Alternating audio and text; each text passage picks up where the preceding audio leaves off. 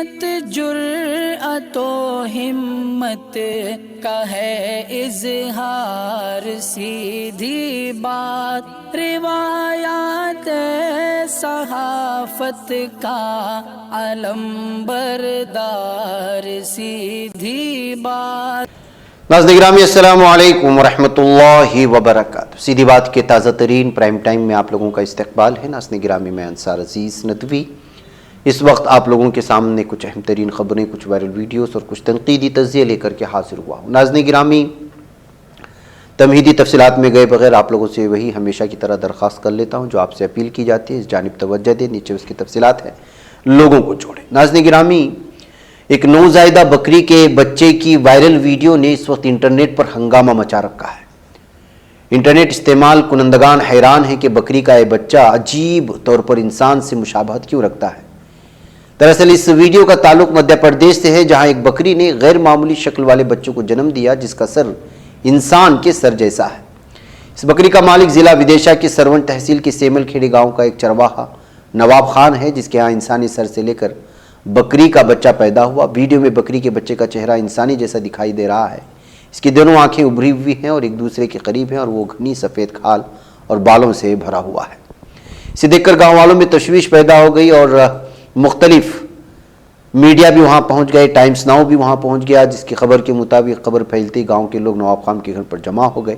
معلوم ہوا کہ پہلا موقع تھا جب نواب خان کے کسی جانور نے بچے کو جنم دیا۔ جانوروں کے ڈاکٹر مانو سنگھ کے مطابق نوزائیدہ بکری ہیڈ ڈسپیشیا نامی بیماری کا شکار ہے، جو ہر 50,000 جانوروں میں سے ایک کو ہوتی ہے۔ حالت عام طور پر دیگر مویشیوں میں پائی جاتی ہے لیکن بکریوں میں شاذ و نادر ہی ہوتی ہے۔ آپ کو بتا دیں کہ 2021 میں بھی ایسا ایک واقعہ پیش آیا تھا جب راجستھان کے گاؤں نمودیا میں انسان نما چہرے والی بکری پیدا ہوتی، اس کی پوجا شروع کر دی گئی تھی۔ ظاہر سی بات ہے ناظرین گرامی، جب فطرت کے غیر فطری یا عجیب الخلقت چیزیں سامنے آتی ہیں تو پھر جو ہے وہ بہت زیادہ وائرل ہو جاتی ہیں اور اس کی تصویر وغیرہ دیکھ کر کے بھی آپ اندازہ لگا سکتے ہیں۔ ناظرین میگھالیہ سرحد کے پاس آسام کے مغربی کاربی آنگلونگ ضلع میں ویسٹ جینتیا ہلز کے مکرو گاؤں میں تصادم کے بعد منگل کو پولیس کی گولی باری میں ایک فورسٹ گارڈ سمیت کم از کم 4 لوگوں کی موت ہوئی ہے۔ اس فائرنگ واقعے میں کئی دیہی عوام کے زخمی ہونے کی اطلاعات بھی مل رہی ہیں۔ مغربی کاربی آنگلونگ پولیس انسپکٹر امداد علی نے کہا کہ محکمہ جنگلات کے افسران نے ضلع کے ایکانت مکرو گاؤں سے غیر قانونی لکڑی لے جا رہے ایک ٹرک کو آج صبح تقریباً 3 بجے روکا تھا۔ جب فورسٹ گارڈ غیر قانونی کھیپ کو ضبط کرنے کے لیے ٹرک کے پاس پہنچے تو انہوں نے بھاگنے کی کوشش کی۔ گارڈ نے فائرنگ کر دی اور گاڑی کے ٹائر میں پنکچر کر دیا۔ گاڑی کے ڈرائیور اور اسسٹنٹ سمیت 3 لوگوں کو پکڑ لیا لیکن دیگر لوگ موقع سے فرار ہونے میں کامیاب رہے۔ اس کے بعد محکمہ جنگلات کے افسران نے نزدیکی پولیس اسٹیشن جیرے کینڈنگ کو مطلع کیا اور اضافی فورس کے لیے گزارش کی۔ پولیس کے مطابق جب ایک ٹیم وہاں پہنچی تو کثیر تعداد میں میگھالیہ کے لوگوں نے دھاردار اسلحوں سے ان کا گھیراؤ کر دیا اور ناراض بھیڑ نے گرفتار کیے گئے لوگوں کی رہائی کا مطالبہ کیا اور پرتشدد بھیڑ کو قابو میں کرنے کے لیے پولیس ٹیم کو گولی چلانی پڑی، لیکن یہاں پر دونوں کے درمیان اس قدر جو ہے ہنگامہ آرائی ہوئی اور تشدد پھیلا اور ایک دوسرے پر حملے ہوئے کہ جو ہے 6 گھنٹے کی ڈرائیو کی دوری پر جو ہے یہ گاؤں ضلع ہیڈ کوارٹر سے موجود ہے اور اس میں بہت سارے لوگ زخمی بھی ہوئے، گاؤں والے بھی اور جو ہے پولیس اہلکار بھی۔ ناظرین گرامی جب سے ذاکر نائک کو قطر نے فیفا کپ میں دعوت تبلیغ کے لیے دعوت دی ہے تب سے بالخصوص یہاں بھارت میں ان کی مخالفت بڑھ گئی ہے اور قطر کو لے کر کے اور فیفا ورلڈ کپ کو لے کر کے مختلف قسم کے بائیکاٹ کرنے اور نہ جانے کیا کچھ سب ہو رہا ہے۔ اس کا کچھ اثر تو ہوگا نہیں لیکن جو ہے اس وقت مختلف اخبارات جو ہے باقاعدہ نفرت پھیلانے کے چکر میں آ چکے ہیں۔ اب ان کے جو ہے فیفا ورلڈ کپ میں قطر کی جانب سے دعوت دیے جانے کو گوا بی جے پی کے ترجمان ساویو روڈریگز اور حکومت اور بھارت کا فٹ بال ایسوسی ایشن تماموں نے مل کر کے جو ہے اس وقت تنقید کا نشانہ بناتے ہوئے فیفا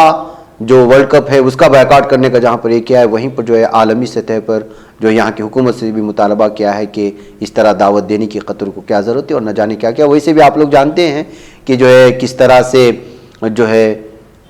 ذاکر نائک کو لے کر کے بھارت میں میڈیا نے جو ماحول بنایا ہے اور جس طرح سے ان کے خلاف جو کارروائیاں ہوئی، سنوائیاں ہوئی، جو الزامات لگے اور لگائے جا رہے ہیں، ان سے متعلق لوگوں کو جس انداز میں گرفتار کیا گیا اور بدعنوانی سمیت منی لانڈرنگ اور نہ جانے کس کس طرح کے ان پر الزامات لگائے گئے، اور لگاتار جو ہے ان کو بھارت کے حوالے کیے جانے کا مطالبے بھی حکومتی سطح پر اٹھتے رہے ہیں۔ اس درمیان میں میڈیا لگاتار جو ایک خاص ماحول بنانے کی کوشش کیا، لیکن اس درمیان میں قطر کی جانب سے اتنے بڑے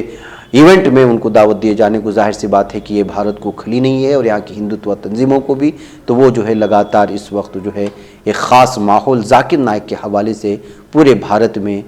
لگانے کی کوشش کر رہے ہیں، اور جو احباب اس وقت ٹی وی وغیرہ دیکھ رہے ہیں وہ اس بات کا اندازہ لگا چکے ہوں گے۔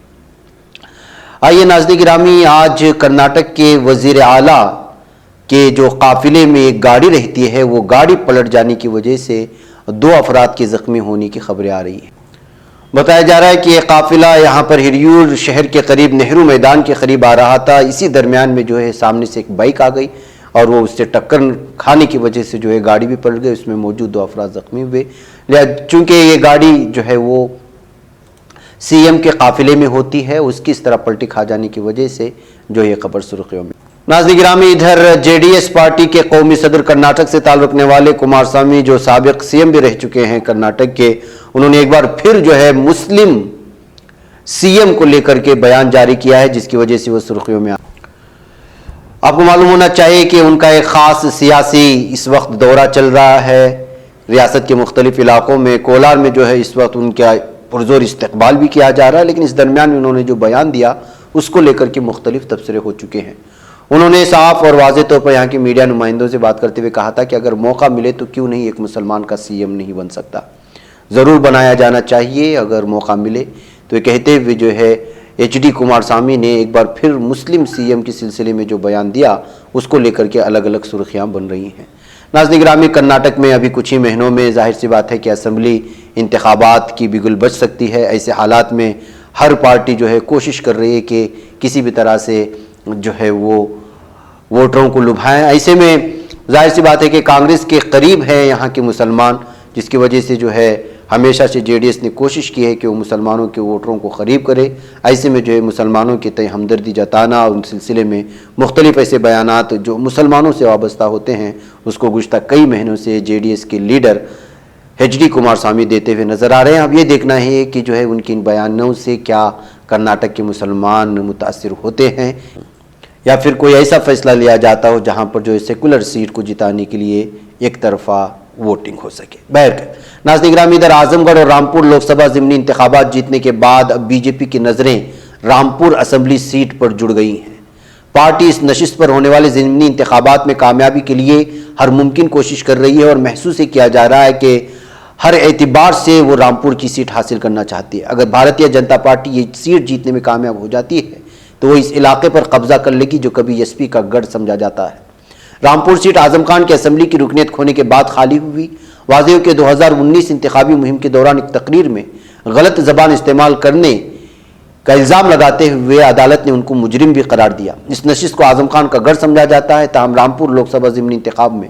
اعظم کی سخت محنت کے باوجود وہ اپنے قریبی عاصم راجہ کو کامیاب نہیں کرا سکے تھے۔ اب عاصم کو اسمبلی انتخابات میں بھی امیدوار بنایا گیا ہے۔ اس کے ساتھ ہی بی جے پی پسماندہ مسلمانوں کی حمایت حاصل کرنے پر توجہ دے رہی ہے۔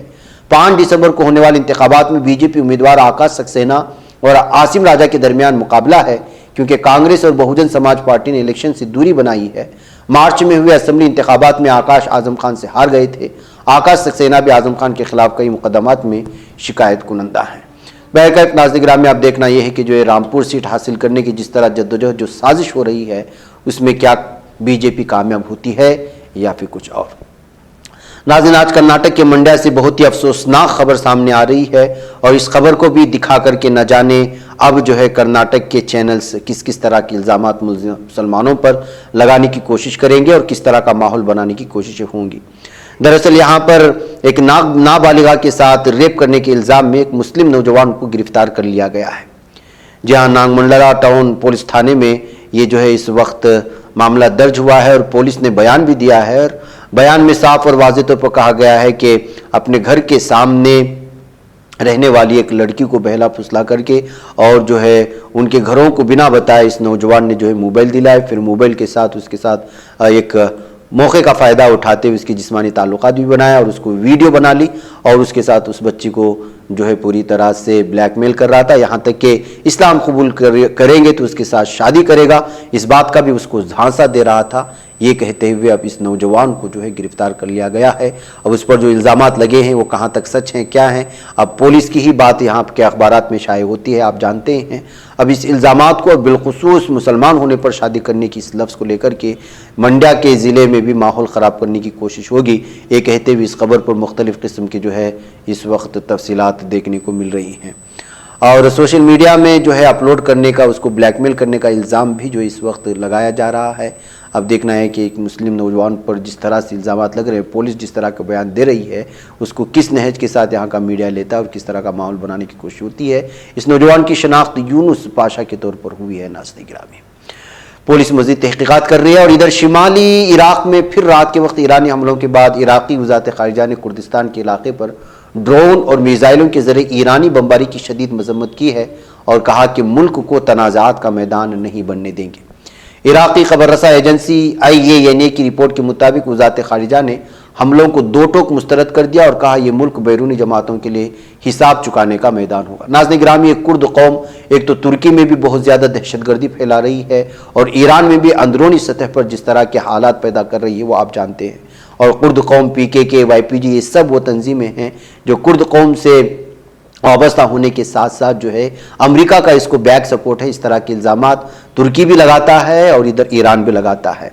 انہوں نے کہا کہ کردستان کے علاقے پر ایران اور ترکی کے متعدد بار کے حملے عراق کی خود مختاری کی خلاف ورزی ہے۔ عراقی حکومت اس بات پر زور دیتی ہے کہ عراق کی سرزمین کو کسی پڑوسی ملک کو نقصان پہنچانے کا راستہ یا ہیڈ کوارٹرز نہیں ہونا چاہیے۔ واضح ہے، اتوار کو رات گئے ایران کی جانب سے کردستان میں مقیم ایرانی کو کرد حزب اختلاف کے گروپوں کو نشانہ بنایا گیا تھا۔ ایک کرد قومیں لگاتار ایک جانب جہاں ترکی کو پریشان کر رہے ہیں تو وہیں پر ایران میں بھی وہاں کی حکومت کو گرانے کے لیے ایک تیسری طاقت کا پوری طرح سے جو ہے آلائے کار بن کر کے سازش رچ رہے ہیں۔ ناظرین مجھے اجازت دے، السلام علیکم ورحمۃ اللہ وبرکاتہ۔